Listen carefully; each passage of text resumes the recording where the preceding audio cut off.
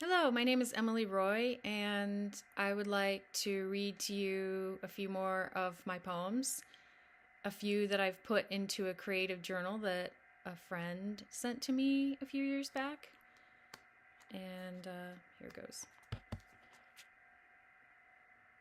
This poem is untitled and it was inspired by a film called The Music Room, a Bengali film. The film was about the death of an aristocrat, end of old ways. Eventually, you feel sorry for him, even though he wasn't very nice. And we'll just read another one.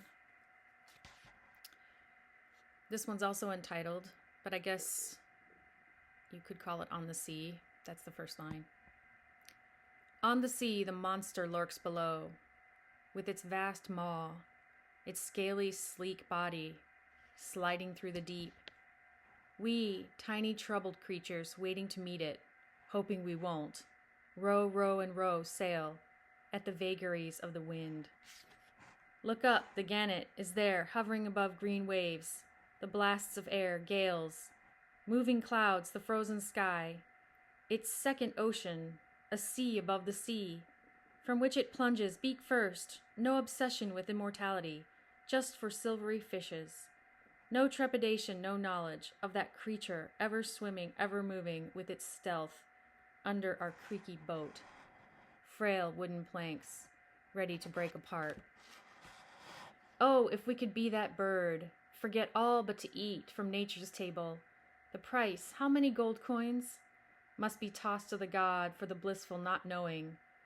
The forgetting soporific cups of wine, harp strings sounding and hall laughter, racing heart, intense pleasure, of slight smile, side glance, shining eyes that look up from lowered visage, but only a moment.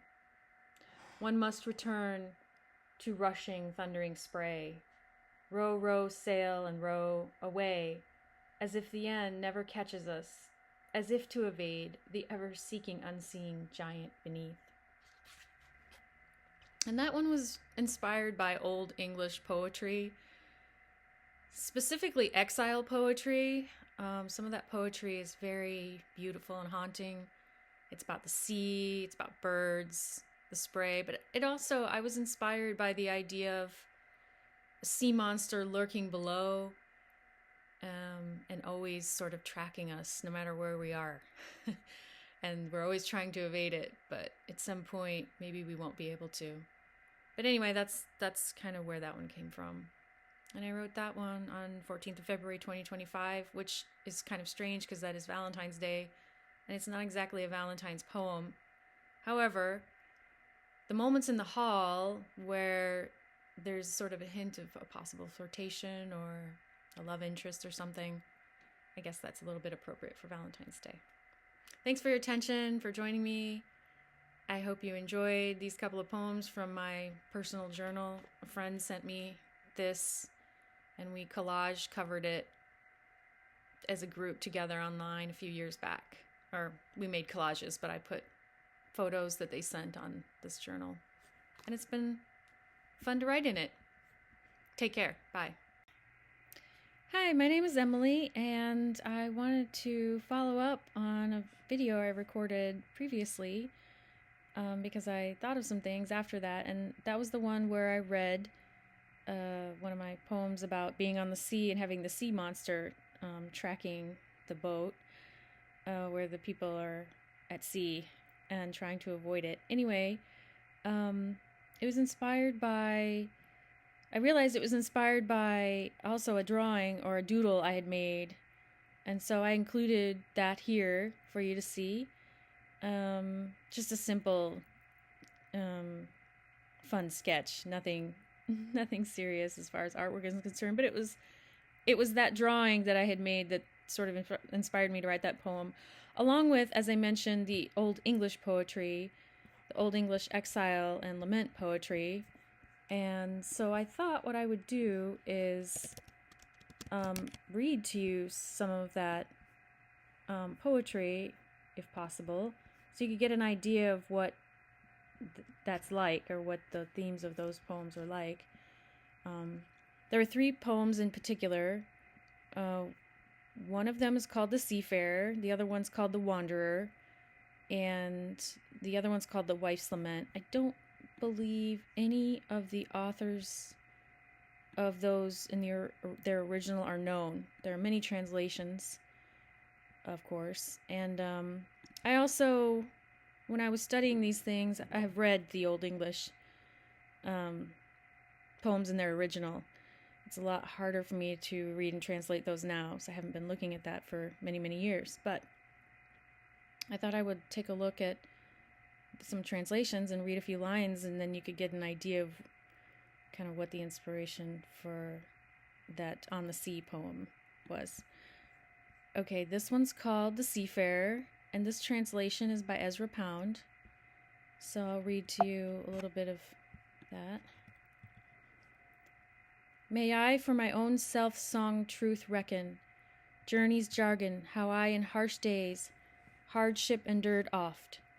Bitter breast cares have I abided, known on my keel many a care's hold, and dire sea surge, and there I oft spent narrow night watch nigh the ship's head, while she tossed close to cliffs. Coldly afflicted, my feet were frost benumbed. Chill its chains are, chafing sighs, hew my heart round and hunger begot. Mere weary mood, lest man know not that he on dry land loveliest liveth. List how I, care wretched, on ice cold sea, weathered the winter, wretched outcast, deprived of my kinsmen, hung with hard ice flakes where hail scur flew. There I heard naught save the harsh sea and ice-cold wave, at whiles the swan's cries. Did for my games the gannets clamor. Sea-fowls, loudness was for me laughter. The muses singing, all my mead drink. Storms on the stone cliffs beaten, fell on the stern, in icy feathers. Full oft the eagle screamed, with spray on his pinion. Not any protector may make merry man faring needy. This he little believes, who I in winsome life abides mid burghers some heavy business, wealthy and wine-flushed, how I weary oft must bide above brine. So that is a little bit of that one. So you can see that really interesting and vivid imagery there, and just the idea it gives you of this person out at sea on their own,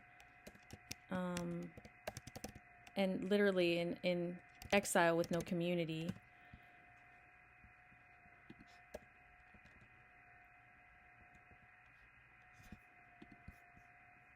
Okay, now The Wanderer, I should mention I'm reading these translation off of the poetryfoundation.org website.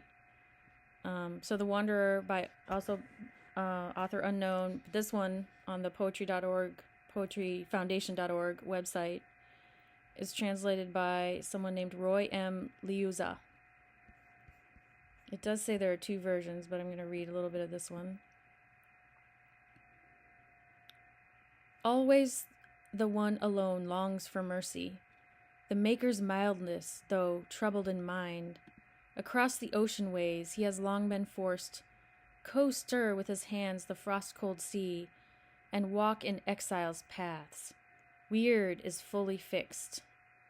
Thus spoke the wanderer, mindful of troubles, of cruel slaughters, and dear kinsman's downfall. Often alone in the first light of dawn I have sung my lament. There is none living to whom I would dare to reveal clearly my heart's thoughts.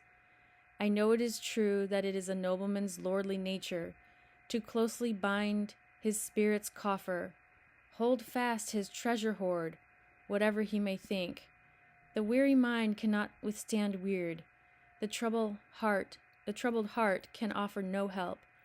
And so those eager for fame often bind fast in their breast coffers a sorrowing soul, just as I have had to take my own heart, often wretched, cut off from my homeland, far from dear kinsmen, and bind it in fetters. So I'll stop there for that one.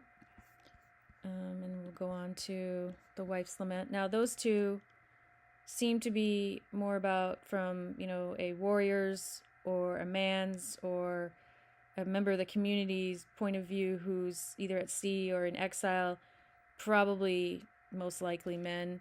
The reason why I like the Wife's Lament so much is because this one is from the woman's perspective, or a woman's perspective, and also on the poetryfoundation.org. The Wife's Lament, if you look it up, by unknown author, and it's original. This particular version is translated by Andre Babin, and it talks about the Wife's Lament a little bit, in a little bit of a blurb here. The Wife's Lament appears only in the Exeter Book, a 10th century Old English manuscript compiled between 960 and 990 CE. In the poem, an exiled female speaker laments her forced separation from someone who may be her husband. Okay, so I'm going to read at least part of this one, but I may end up reading the entire poem because I really like this one. So we'll see how far we get here. I sing this song full of sadness, this song which is myself. I will tell what I am able, about what hardships I have faced since I grew up, recently or long ago, never more than now. Always I suffer my misery of exile. First my Lord departed from my people over waves rolling. I had grief before dawn, thinking of the lands which held him, my people's Lord. Then I set out, a friendless stranger searching for his retinue, because of my grievous need. Relatives of this man began to plan, through secret thought, that they would separate us, that we, as far apart as possible in the kingdom of the world, would live wretchedly, and me longing. My Lord commanded me to take a grove for a house. Little of what is beloved to me did I possess in this country. No loyal friends, for that is my mind's sadness. When I found the man who was my complete match, he was unfortunate, sad of mind and heart, with thoughts concealed, planning his crime behind a joyful demeanor. Very often we vowed that we would never be separated, not by death or anything else. What was before is now changed, is now as if it never were, that friendship between us. Must I, who desires you nearby, suffer, my dearly loved, this feud? Commanded was I to dwell in a forest grove, under an oak tree, in a cave, the earth's chest. Old is this earth hall, and I am filled with longing. Here is a gloomy valley, treacherous hills, bitter hedges, briars waxing, overgrown. In this house without joy. Very often my cruel departure takes hold of me. Friends live on earth, lying in bed with their beloveds, while I in the time before dawn alone walk, under oak tree. In the earth's chest I sit many long summer days, weeping for the misery of exile, my many hardships. There I am never able to rest from my mind's grief, nor from all the longing that in this life takes hold of me. It may be that he is always sorrowful, his heart's thoughts stern. Perhaps he has a joyful demeanor next to his grief, its constant sorrowful tumult. Whether he is dependent on himself for all his worldly joy, or whether he is an outcast very far from his distant country, sitting under stone cliffs frost-rimmed from storms, friendless, water flowing before his echoing home, my lover suffers much grief of the mind. Too often he remembers a house full of joy. Woe to those that must of longing in life abide. And that says after that, translated from the Old English below. It's been a long time since I read, translated, and even understood without more effort Old English, but I'm going to read just a few of the lines just so you get an idea, and I'll do the best I can from what I remember of how they should sound to the best of our knowledge of how Old English sounds. Each these gield richa, be me full geormora, minra silfasith, each that sejan me, what each irmtha gebad, sithan each up weoks, nu is otha ialdus, no ma thona nu, And so that gives you an idea what the Old English sounds like. And yeah, so I hope this was sort of a nice follow-on to, what I was looking at and reading to before, and I appreciate your interest, and hopefully you enjoyed it. So take care and have a great day.